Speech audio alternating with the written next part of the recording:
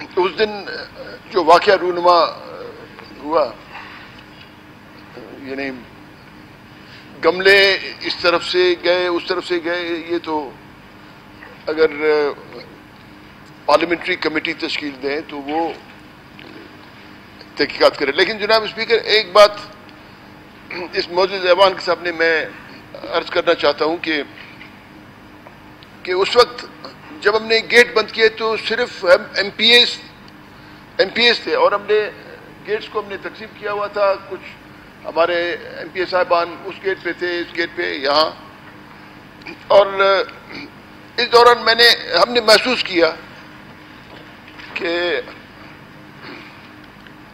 سرکار اپنے سرکاری جبر کو، اپنے طاقت کو، اپنے ڈنڈے کو استعمال کرنا چاہتا ہے. تو اس وقت میں نے حمل کنوتی کو میں نے کہا کہ آپ اسپیکر صاحب کو ملائیں. پھر انہوں نے میر قدوس بیزنیوں کو ملائیں. میں نے ان کو کہا، حالانکہ انہوں نے ٹیلی ویژن میں اپنے انٹرویو میں کہا ہے کہ مجھے نہ سرکار نے کہا ہے نہ ہم نے کہا ہے، لیکن میں نے ان کو کہا کیونکہ میں نے حالات کی نزاکت کو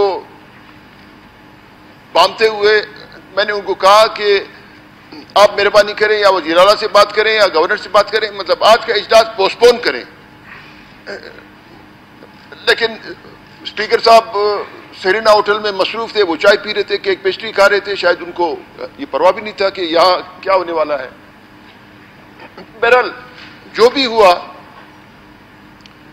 وہ اگر کوئی کہتا ہے کہ ہم نے زور زبردستی سے کیا یا اپنے مستی سے کیا، ہم نے نہ مستی سے کیا نہ زور زبردستی سے کیا. ہم پچھلے 3 سال سے ہم کہہ رہے تھے کہ پی ایس ڈی پی میں جتنا حصہ حزب اقتدار کو آپ دے رہے ہیں اتنا حصہ ہم کو بھی دیں، کیونکہ آدھا بلوچستان تو یہاں بیٹھا ہوا ہے. لیکن ہمارے کہنے کے باوجود قائد ایوان نے ایک دن بھی ہماری بات نہیں سنی، اور وہ پتہ نہیں کہاں سے اس کو سناتے ہیں، اور وہ آ کر پھر یہاں ٹیلی ویژن پہ کبھی کہتا ہے کہ اس نے بجٹ دیکھا ہے. مطلب یہ عجیب بات ہے.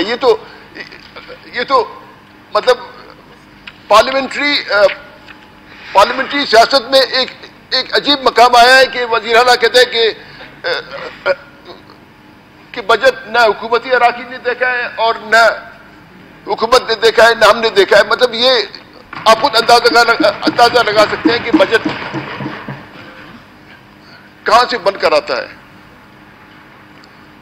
ہم نے ہمیشہ کہا ہے کہ ہر چیز برابری کی بنیاد پہ ہو، انصاف ہو، لیکن سرکار نے ہمارے ساتھ انصاف نہیں کیا، اور ہم مجبور تھے. ہمارے ساتھ اور کوئی راستہ نہیں تھا کہ ہم ایم پی ایس سارے گیٹ بند کر کے ہم بیٹھے کہ کم از کم ہماری بات تو کوئی سنے. لیکن اس وقت بھی ہماری بات نہیں سنی، اور انہوں نے یہاں ہمارے 3-4 اے پی صاحبان یہ مسجد کے قریب جو گیٹ ہے یہاں وہ کھڑے تھے گیٹ بند کر کے، اور ان پہ بختر بند گاڑی چڑھائی گی.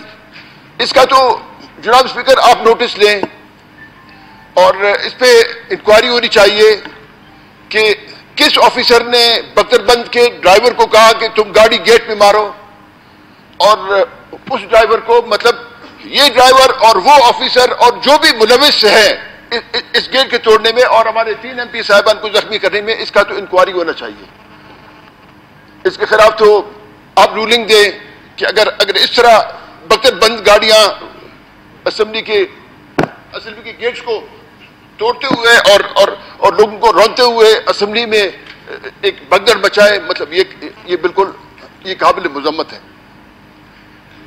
ہم سنتے آ رہے ہیں کہ بلوچستان میں امن ہے، بلوچستان میں اغوا برائے تاوان نہیں ہے، لیکن ابھی ہمارے ارباب ارباب عبید اللہ کو اٹھایا گیا.